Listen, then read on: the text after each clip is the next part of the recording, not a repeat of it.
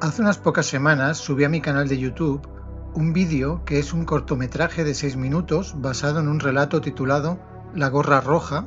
el cual escribí yo mismo hace 12 años. La trama del relato gira en torno a un hombre atrapado en una especie de bucle temporal. La cuestión es que hace ya bastante tiempo que me di cuenta que el bucle temporal que se muestra en La gorra roja no podía ser del tipo bucle agujero de gusano, que es el que normalmente se nos presenta en películas y novelas de ciencia ficción. El problema es que el desenlace de La gorra roja resulta inconsistente desde la perspectiva de un viaje al pasado a través de un agujero de gusano. Algunos años más tarde me encontré con un vídeo del gran Javier Santaolalla, que hablaba de una teoría bastante exótica del genial físico John Wheeler, llamada el universo participativo, teoría que propone que la realidad física está definida por la observación de entes provistos de conciencia como los seres humanos. Esta teoría sería una alternativa a la interpretación de Copenhague de la física cuántica y tendría múltiples conexiones con conceptos como el principio antrópico, el ajuste fino, así como con el experimento de la doble rendija de elección retardada del propio John Wheeler, que precedió a la formulación completa de su propuesta de universo participativo de 1983. En mi relato La gorra roja, un hombre en estado de coma interacciona con el pasado a través de los sueños para tratar de cambiar el futuro y llegar a una resolución más favorable para sus intereses. Esto podría tener cierto sentido bajo el prisma de las teorías de Wheeler, las cuales parecen indicar que el comportamiento cuántico de un sistema de partículas en el pasado podría quedar decidido mediante acciones futuras. Asimismo, la interacción del hombre en coma con su pasado no siempre resultaba un éxito, por lo que se repetía un día tras otro en términos muy parecidos. Es por ello que decidí llamarlo bucle temporal invertido.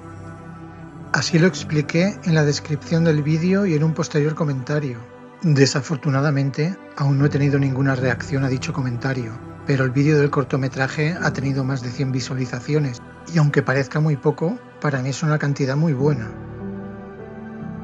La posibilidad de que el pasado, incluso el presente, esté determinado por el futuro, parece algo completamente extravagante. Pero cuando nos detenemos a pensar en profundidad sobre conceptos como el origen del universo, la conciencia, la física de partículas o el tejido del espacio-tiempo, no parece tan descabellado llegar a la conclusión de que futuro y pasado puedan mezclarse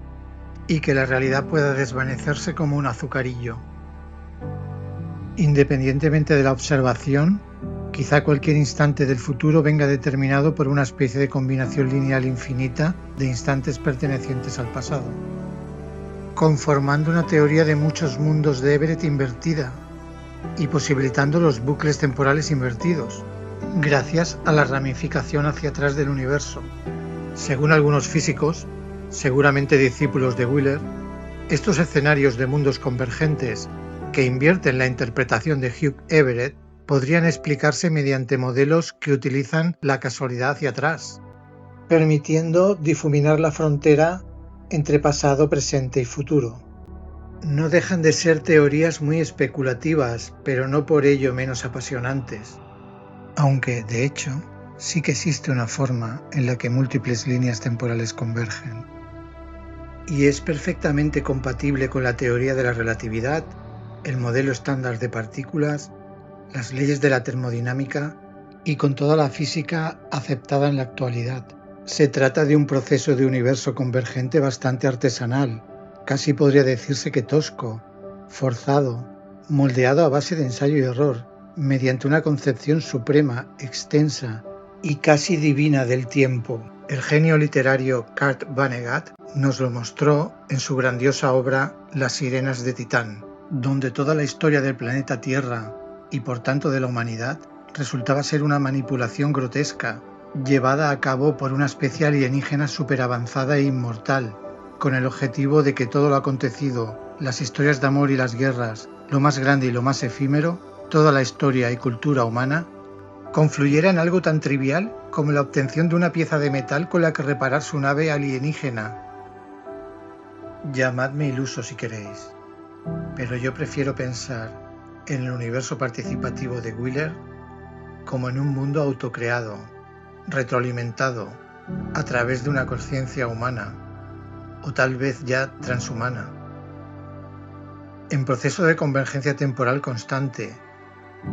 que implique una dirección irreversible en la aceptación de principios y valores universales, principios facilitadores de la dignidad y de la convivencia entre especies.